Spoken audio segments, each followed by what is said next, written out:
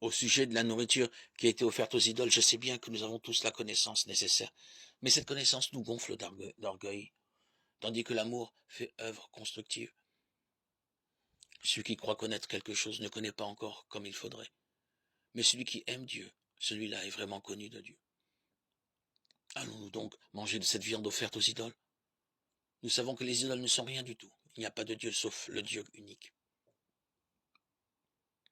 Bien qu'il y ait en effet au ciel et sur terre des êtres qu'on appelle des dieux, et il y a une quantité de dieux et de seigneurs.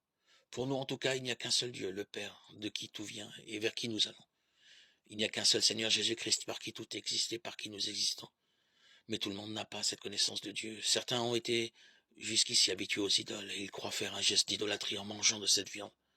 Comme leur conscience est faible, ils se sentent coupables. Ce n'est pas un aliment qui nous rapprochera de Dieu. Si nous n'en mangeons pas, nous n'avons rien de moins, et si nous en mangeons, nous n'avons rien de plus. Mais prenez garde que l'usage de vos droits ne soit une occasion de chute pour les faibles. En effet, si l'un d'eux te voit tabler dans le temple d'une idole, toi qui as cette connaissance, est-ce un exemple constructif pour cet homme qui a la conscience faible? Ne vas-tu pas le pousser à manger de la viande offerte aux idoles? Et la connaissance que tu as va faire périr le faible, ce frère pour qui le Christ est mort.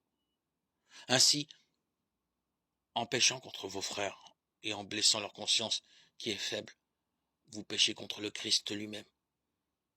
C'est pourquoi si une question d'aliment doit faire tomber mon frère, je ne mangerai plus jamais de viande pour ne pas faire tomber mon frère.